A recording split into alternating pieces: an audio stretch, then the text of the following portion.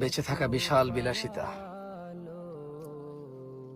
বেঁচে থাকা এমন বিলাসিতা, বেঁচে থাকা আল্লাহর এমন নিয়ামত যে মানুষ সুবহান আল্লাহ বললে আসমান আর জমিনের খালি জায়গাটা নেকিতে পরিপূর্ণ হয়।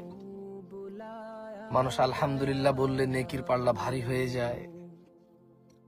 বেঁচে থেকে মানুষ আল্লাহুম্মা সাল্লি আলা মুহাম্মাদ দুরূদ পড়লে 10টা নেকি হয়, 10টা গুনাহ ক্ষমা হয়, মর্যাদা বৃদ্ধি হয়, ওর প্রতি রহমত নাজিল হয় 10 বার। বেঁচে থাকলে ফজরের 2 রাকাত সুন্নত আদায় করলে দুনিয়া আর দুনিয়াতে যা আছে এর চেয়ে বেশি কিছু পাওয়া যায়।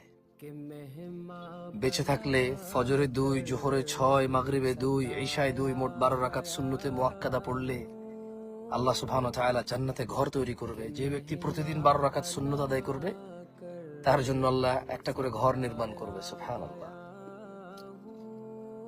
বেঁচে থাকলে সাদাকা করা যায়, বেঁচে থাকলে মানুষের উপকার করা যায়, বেঁচে থাকলে আল্লাহর প্রশংসা করা যায়, বেঁচে থাকলে লাউ বালাগাত যুনুবুকা আনানাস সামা, যদি মানুষের গুনাহ আসমানের মেঘমালা পর্যন্ত ছয়, সুম্মা ইস্তাগফারতানি, আল্লাহ বলছে তারপর যদি সে আমার কাছে মাপ চায়, গফারতু লাক, আমি তাকে ক্ষমা করব, ওয়ালা উবালি, কারো পরোয়া করব না।